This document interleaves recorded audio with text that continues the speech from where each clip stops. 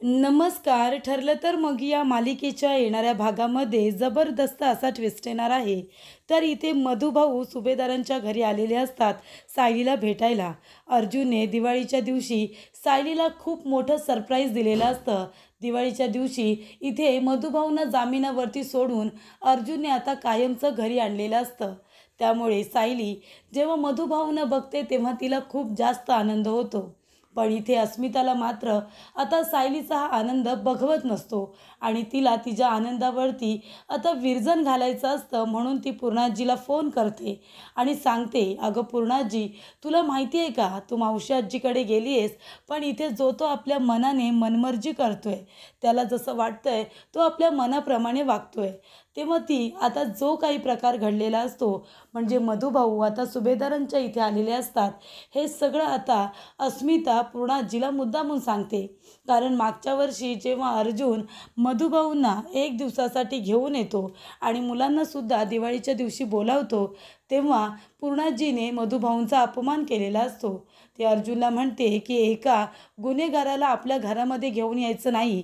हे तुझं कोर्ट नाही आहे, तर हे माझं घर आहे आणि इथे कुणी यायचं आणि कुणी नाही हे अजूनही मी ठरवणार, असं पूर्णाजी म्हणालेली असते. आणि तेव्हा इथे मधुभाऊंचा अपमान झालेला असतो आणि सालीला या गोष्टीचं खूप जास्त वाईट वाटलेलं असतं.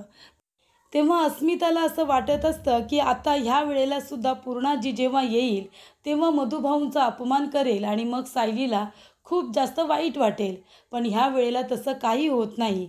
जेव्हा पूर्णाजी येते तेव्हा ती सगळ्यांना असं काही धमकावते की इथे अर्जुन, सायली आणि घरातल्या सर्व लोकांना असं वाटतं की ह्या वेळेला सुद्धा पूर्णाजी मधुभाऊंना लागेल असं बोलेल, मधुभाऊंना अपमानित करेल. पण आता ह्या वेळेला तसं काही होत नाही. इथे अस्मिताचा प्लॅन आता फ्लॉप झालेला असतो. अस्मिता तोंडावरती पडलेली असते. कारण जेव्हा पूर्णाजी मधुभाऊंना बघते, तेव्हा ती त्यांचं चांगल्या पद्धतीने आदरातिथ्य करते. त्यांचं अभिनंदन करते की ते जेलमधून परत आलेले असतात आणि त्यांच्याबरोबर चांगलं बोलते, त्यांचं कौतुक करते. तर इथे आता अस्मिताने जो प्लॅन केलेला असतो, तो पूर्णपणे फसलेला असतो. तर इथे मधुभाऊंबरोबर आता वाईट साईट न बोलता पूर्णाजी मधुभाऊंना चांगल्या पद्धतीने मानपान देते. तर इथे अचानक असं काय घडतं की इथे पूर्णाजी जी लोकांचा अपमान करत असते, सायलीची कुठलीही माणसं पूर्णाजीला आवडत नसतात. गेल्या दिवाळीला मधुभाऊंचा अपमान करणारी पूर्णाजी ह्या वेळेला त्यांचा मानपान करते. तर हे सगळं आजच्या भागामध्ये कशा पद्धतीने घडतं हे आपण बघूया. तर इथे आता सायलीच्या चेहऱ्यावरचं हसू अस्मिताला टोचत असतं. अस्मिता म्हणते, "या म्हाताऱ्याचं एवढं कौतुक काय करायचं? हा तर जेलमधून आलाय ना आणि ह्या सायलीला एवढा आनंद झालाय. इथे जर आता पूर्णाजी असती ना, तर पूर्णाजीला अजिबात एवढा आनंद झाला नसता. तिने चांगला पान उतारा केला असता ह्या दोघांचा. ही कुसुम आणि हा म्हातारा मागच्या दिवाळीला सुद्धा आले होते. तेव्हा झालेला अपमान पुरेसा झाला नाही म्हणून या दिवाळीला सुद्धा आलेले आहेत." तेव्हा इथे आता अस्मिता ही काडी लावते. पूर्णाजीला फोन करून सांगते की पूर्णाजी, अगं तू नाही आहेस ना, तर इथे सगळ्यांची मनमानी चालली आहे, तू लवकर ये ना. तेव्हा इथे आता पूर्णाजीसुद्धा अस्मिताचा फोन गेल्यानंतर लगेचच यायला निघते. कारण अस्मिताने मधुभाऊ आल्याचं सांगितलेलं असतं. तेव्हा इथे पूर्णाजीसुद्धा तिथे थांबत नाही. ती लगेचच आपल्या बहिणीच्या घरातून आता सुभेदारांच्या घरी यायला निघते. तेव्हा इथे अस्मिताला वाटत असतं की आता एकदा का पूर्णाजी आली की मधुभाऊंचा अपमान झालाच म्हणून समजा. तर इथे सायली म्हणत असते की मधुभाऊ, तुम्ही ओळखा ना यातले कुठले कुठले पदार्थ मी बनवलेत. तेव्हा इथे मधुभाऊ म्हणतात, "अगं टेस्ट करायची सुद्धा गरज नाही आहे. मी नुसतं बघून सांगू शकतो की माझ्या सायली बाळाने कुठले कुठले पदार्थ बनवलेत." तेव्हा इथे एका वडिलांची आपल्या मुलीवरती किती माया असू शकते, ते किती एखाद्या मुलीला लाड करू शकतात, तिच्यावरती जीव लावू शकतात, हे सगळेजण बघत असतात. म्हणजे ह्या मुलीला मधुभाऊंनी जन्म तर दिलेला नाही आहे, पण संगोपन असं काही केलेलं आहे की सख्ख्या बापाप्रमाणे. म्हणून तर सायलीचा मधुभाऊंवरती एवढा जीव आहे, असं आता सगळेजण म्हणत असतात. तेव्हा इथे आता मधुभाऊ सायलीच्या हातचा फराळ खातात आणि म्हणतात की जेव्हापासून सायली आश्रमामध्ये आली आणि तिने कुसुमबरोबर फराळ बनवायला सुरुवात केली, त्याच्यानंतर मी फक्त आणि फक्त माझ्या सायली बाळाच्या हातचा फराळ खाल्लेला आहे. मग मला जेल झाली. जेलमध्ये गेल्यानंतर मला असं वाटत होतं, की आता माझ्या सायलीच्या हातचा फराळ मला खाता येणार नाही. पण गेल्या दिवाळीला सुद्धा जावई बापूंनी एक दिवसासाठी का होईना पण मला दिवाळीच्या सणाला इथे आणलं होतं. तेव्हासुद्धा मी सायलीच्या हातचा फराळ खाल्ला होता आणि ह्या वर्षी तर मला त्यांनी आता जामिनावरतीच सोडून आणलेलं आहे. म्हणजे मी आता कायमचा जेलमधून बाहेर आलो आहे. हे सगळं माझ्या जावई बापूंमुळे झालेलं आहे असं मधुभाऊ म्हणत असतात. आणि तेव्हा इथे सायली आपल्या हाताने आता मधुभाऊंना लाडू भरवते, त्यांना करंजी भरवते. जे जे पदार्थ सायलीने बनवलेले असतात ते सगळे पदार्थ ती आपल्या हाताने थोडे थोडे करून आता मधुभाऊंना भरवते. तेव्हा इथे मधुभाऊ म्हणतात की सायली बाळा चल आता मी निघतो. तेव्हा सायली म्हणते मधुभाऊ अजून बसा ना थोडा वेळ, तुम्ही नंतर जा. अहो मला डोळे भरून तुम्हाला बघू द्या तरी, माझं अजून मन नाही भरले, मला तुमच्याशी बोलायचं आहे. तेव्हा मधुभाऊंना भीती वाटत असते. मागच्या वेळेला इथे जेव्हा कुसुमताई मधुभाऊ मुलं आले होते तेव्हा पूर्णाजीने त्यांचा अपमान केला होता. तेव्हा मधुभाऊंना भीती वाटत असते की आता माझ्या लेकीच्या शास्त्री तिचं सगळं चांगलं आहे, उगाच आमच्यामुळे प्रॉब्लेम नको असं मधुभाऊंना वाटत असतं. म्हणून मधुभाऊ म्हणत असतात की आता सायली बाळा आम्ही निघतो.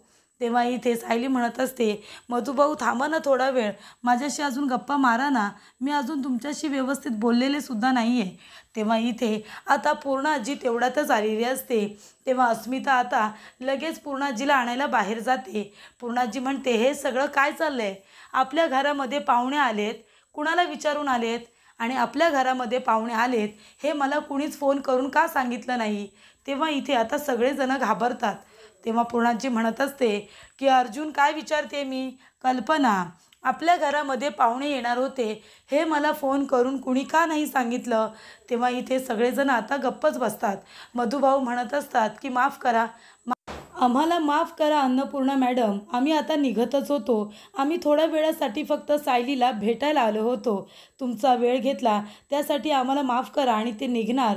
तेवढ्यातच इथे आता पूर्णाजी म्हणत असते की तुम्ही थांबा, आपल्या घरी पाहुणे आलेत हे मला फोन करून तुम्ही का नाही सांगितलं? अर्जुन सायली का नाही सांगितलंत मला? कल्पना प्रताप तुमच्यापैकी मला कुणीही फोन करून तुम्हाला सांगावंसं वाटलं नाही का की सायलीचे वडील येत आहेत म्हणून? तेव्हा इथे आता सगळेजण एकमेकांच्या तोंडाकडे बघायला लागतात. तेव्हा इथे आता पूर्णाजी म्हणत असते की सायलीचे वडील आपल्या इथे सणाच्या दिवशी येत आहेत, मग तुम्ही लोकांनी मला फोन करून सांगायला हवं होतं ना, म्हणजे मी सुद्धा लवकर आले असते त्यांची इथे खातिरदारी करायला. तेव्हा आपल्या घरी आता सायलीचे वडील हे दुसऱ्यांदा आलेत. पहिल्यांदा जेव्हा ते आले होते तेव्हा माझ्याकडून एक चूक घडली होती आणि ती चूक आता मला सुधारायची आहे. तेव्हा पूर्णाजी म्हणते की मधुभाऊ माफ करा, मागच्या वेळी मी तुम्हाला गुन्हेगार म्हणाले, माझासुद्धा गैरसमज झाला होता. काही गोष्टी माणसाला चुकीच्या कळतात किंवा त्या उशिरा कळतात. ज्या चांगल्या गोष्टी आहेत त्या उशिरा कळतात. तुम्ही चुकीचे नाही, तुमच्यावरती जे आरोप झाले ते चुकीचे होते. कारण माझा नातू अर्जुन कधीही खोट्या माणसाची केस लढायला घेणारच नाही. जशी सायली आहे म्हणजे तुम्ही तिचे वडील, तुमचे संस्कार तिच्यावरती झालेले आहेत. तुम्ही तिला लहानाचं मोठं केले, मग माझी सायली एवढी चांगली आहे, मग तिला घडवणारा माणूस तर किती चांगला असेल हे मला आता कळलं आहे. तेव्हा मागच्या वेळी जो काही नकळतपणे माझ्याकडून तुमचा अपमान झाला त्यासाठी हात जोडून मी तुमची माफी मागते आणि पुन्हा माझ्याकडून अशी चूक घडणार नाही अशी मी तुम्हाला ग्वाही देते. तेव्हा इथे मधुभाऊ म्हणत असतात की अन्नपूर्णा मॅडम एवढं सगळं बोलून तुम्ही मला लाजवू नका, त्याच्यामध्ये तुमची काही चुकी नाही आहे. तुमच्या जागी दुसरं कुणी असतं तरी त्यालासुद्धा हेच वाटलं असतं की एका गुन्हेगाराला आपल्या घरी का बोलावलं आहे. तेव्हा इथे आता पूर्णाजी म्हणत असते की अस्मिताने मला फोन करून सांगितलं की तुम्ही आलात म्हणून मी इथे आली आहे. कारण मागच्या वेळी माझ्याकडून जी नकळतपणे चूक झाली होती ती चूक मला सुधारायची होती आणि म्हणून मी आता आली आहे. आणि मी तुम्हाला आता सांगते मधुभाऊ की तुम्ही कुठेही जायचं नाही आहे. जोपर्यंत दिवाळी संपत नाही तोपर्यंत तुम्ही इथेच राहायचं. तेव्हा मधुभाऊ म्हणतात नाही नको नको, मी फक्त इथे माझ्या साऊबाळाला भेटायला आलो होतो, तिला इथे मी दिवाळीच्या शुभेच्छा द्यायला आलो होतो, बाकी मी आता निघतो. तेव्हा इथे आता पूर्णाजी म्हणत असते की मधुभाऊ मी तुम्हाला स्वतः सांगते ना, आपल्या इथे गेस्ट रूम आहे, तुम्ही तिथे आराम करायचा आणि जोपर्यंत दिवाळीचा हा सण आहे तुम्ही तुमच्या लेकीच्या जवळ राहा. तिलासुद्धा बरं वाटेल. काही दिवस ती खूपच जास्त डिस्टर्ब होती कारण तिला तुमची आठवण येत होती आणि येणार का नाही आठवण? अहो तुम्ही आईचं आणि वडिलांचं दोघांचंही प्रेम सगळ्या मुलांना दिलं आणि एवढं करून तुमच्यावरती हे खोटे नाटे आरोप झाले आणि तुम्ही विनाकारण जेलमध्ये गेलात आणि माझ्या नातवाने तुम्हाला जामिनावरती काही करून सोडवलं आणि तो तुम्हाला आता निर्दोषसुद्धा लवकरच सिद्ध करेल, तुम्ही काळजी करू नका. पूर्णाजी म्हणतात की मधुभाऊ, तुम्ही आता 4-5 दिवस राहायचं, चांगला पाहुणचार आमच्याकडून करून घ्यायचा आणि मगच जायचं. अहो, तुमची मुलगी म्हणजे एक नंबरी सोनं आहे, लाखात एक आहे सायली आणि आमचं सुभेदारांचं तेवढं पुण्यच आहे म्हणून सायलीसारखी मुलगी आमच्या घरामध्ये सून म्हणून आली आणि आम्हाला त्याचा अभिमान आहे. कारण सायली ही फक्त एक चांगली व्यक्ती नाही आहे, तर ती खूपच जास्त देवी अवतार आहे. म्हणजे ती फक्त आणि फक्त सगळीकडे आनंद पसरवते, सगळ्यांना एकत्र बांधून ठेवते, माझ्या कुटुंबाची काळजी घेते, माझी, कल्पनाची, प्रतापची, तिच्या नवऱ्याची आणि अश्विन, अस्मिता सगळ्यांची ती काळजी घेत असते. अगदी विमलची सुद्धा अस्मिता तिला कधी कधी टोचून बोलते, पण तरीसुद्धा तिचा राग न बाळगता तिला काय हवं नको ते सगळ्यांचं सगळं ती बघत असते. उठल्यापासून झोपेपर्यंत ती आमच्या सगळ्यांचं सगळं करत असते आणि आम्हाला त्याची जाण आहे आणि किंमतसुद्धा. आणि अशी मुलगी जी आपल्या शब्दाने कुणाला दुखवू शकत नाही आणि हे संस्कार जर तुमचे आहेत तर तुम्ही चुकीचे असूच शकत नाही आणि ह्याची आता मला खात्री पटलेली आहे. आणि म्हणूनच मी इथे मागच्या वेळेला जी चूक केली ती आता माझ्याकडून होणार नाही. त्यासाठी मधुभाऊ, तुम्ही आम्हाला माफ केलंत ना. सणासुदीच्या दिवशी मी तुमचं मन दुखावलं होतं. मधुभाऊ म्हणतात की अन्नपूर्णा मॅडम, तो राग माझ्या मनामध्ये कधीच नव्हता आणि कधीच नसेल, तुम्ही माफी मागू नका.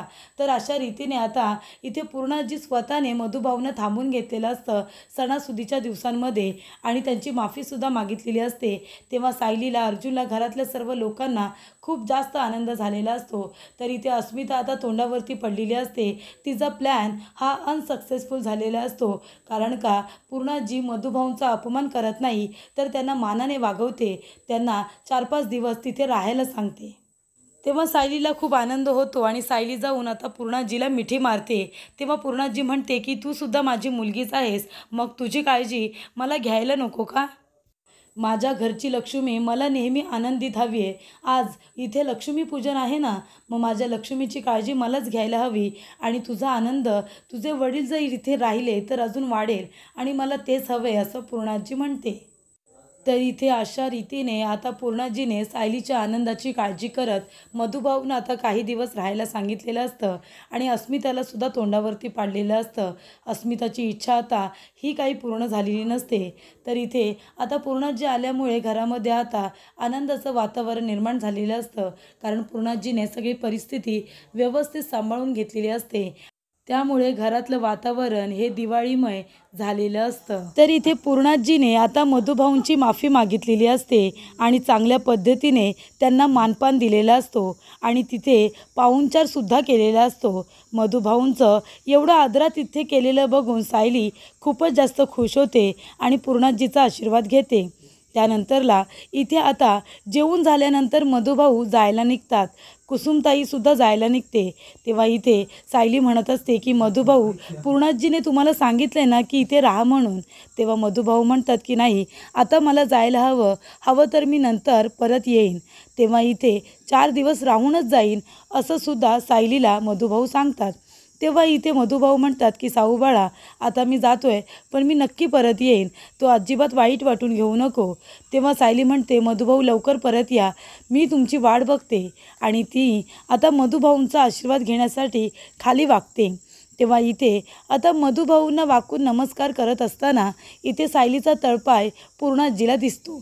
तेव्हा इथे कल्पना आणि पूर्णाजी दोघीजणी सायलीच्या पायाकडे बघायला लागतात. तेव्हा सायलीच्या पायाला काही लागलंय का, असं इथे पूर्णाजी विचारते. तेव्हा इथे आता सायली म्हणते की नाही पूर्णाजी, कुठल्या पायाला काही लागलं आहे का. तेव्हा तिला वाटतं काम करत असताना काहीतरी लागलं असेल म्हणून ती आपला उजवा तळपाय बघते आणि म्हणते की नाही, ही तर माझी जन्मखून आहे तुळशीपत्राची. तर इथे सगळ्यांनाच आता खूप मोठा धक्का बसतो. तेव्हा मधुभाऊ म्हणतात, तुम्हाला माहिती नाही का, सायलीच्या लहानपणापासून उजव्या पायाच्या तळपायावरती तुळशीपत्राची खून आहे. तेव्हा इथे मधुभाऊ म्हणते की लहानपणापासून म्हणजे जन्मखून आहे ही. तेव्हा सायली म्हणते की हो, ही माझी जन्मखून आहे. तेव्हा मधुभाऊ म्हणतात की लग्नाला 1.5 वर्ष झाली तरीसुद्धा तुम्हाला कुणालाच माहिती नाही आहे की माझ्या सायलीच्या पायावरती तुळशीपत्राची जन्मखून आहे ती. तेव्हा इथे पूर्णाजी म्हणते की माझ्या तन्वीच्या पायावरती सुद्धा तुळशीपत्राची खूण आहे. त्या तुळशीपत्राच्या खुणेवरूनच तर आम्हाला कळलं की ती आमची तन्वी आहे म्हणून. तेव्हा इथे मधुभाऊ म्हणतात, कोण? प्रिया? प्रियाच्या पायावरती कुठल्याही प्रकारची खूण नाही. तुम्ही कुठली खूण बघितली? तेव्हा इथे मधुभाऊ म्हणतात की सायलीच्या पायावरती लहानपणापासून मी तुळशीपत्राची खूण बघितलेली आहे, पण प्रियाच्या पायावरती कुठल्याही पद्धतीची खूण वगैरे नाही आहे, साधा डागसुद्धा नाही आहे पायावरती तिच्या. तेव्हा इथे सगळ्यांनाच आता आश्चर्य वाटलेलं असतं. मग आता हा प्रश्न उरतो, मग यातली खरी तन्वी कोण आहे? कारण तन्वीच्या पायावरती जन्मखूण आहे आणि ती सायलीच्या पायावरती आहे. मग प्रियाने जी आपल्याला दाखवली ती खोटी जन्मखूण होती की खरी, असा प्रश्न आता निर्माण झालेला असतो. आणि सायली आणि अर्जुन दोघेजण आता समजून गेलेले असतात की नक्कीच प्रियाचं काहीतरी हे कारस्थान आहे. अर्जुनला तर आधीपासूनच तिच्यावरती संशयसुद्धा असतो. पूर्णाजीसुद्धा म्हणत असते की तरीच प्रतिमा आणि सायलीचे गुण इतके सारखे आहेत. कदाचित ही माझी खरी तन्वी तर नाही आहे ना, असं पूर्णाजीला आता वाटत असतं. तर अशा रीतीने आता दिवाळीच्या दिवशी खूप मोठ्या 2 गोष्टींचा खुलासा झालेला असतो. ते म्हणजे पूर्णाजीने इथे मधुभाऊंना छान पद्धतीने मानपान दिलेला असतो आणि दुसरं म्हणजे सायली हीच खरी तन्वी आहे की काय, असे प्रश्नचिन्ह उभे राहिल्यामुळे आता पूर्णाजीला खूप मोठ्या गोष्टीचा खुलासा झालेला असतो. ती आता या गोष्टीचा शोध घेणार असते की मग माझी खरी तन्वी कोण, हे शोधून काढण्यासाठी अर्जुन आणि सायली हे सगळेजण एकत्र येऊन आता खऱ्या तन्वीचा शोध घेणार असतात.